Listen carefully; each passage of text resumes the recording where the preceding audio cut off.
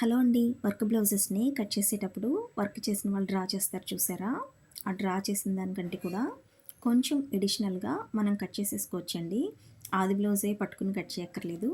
And ఆ తర్వాత neck మధ్యలో డాట్ పెట్టుకుని అక్కడి నుంచి నెక్ అంతా కూడా ముప్పావు అంగుళం వరకు డ్రా చేసుకోండి అలా ఆ విధంగా ఖర్చుకి. యాక్చువల్‌గా అర అంగుళం సరిపోతుంది. బై మిస్టేక్‌గా మీరు ఏమన్నా హెచ్చుతగ్గులు కట్ చేస్తారని అలా చెప్పాను.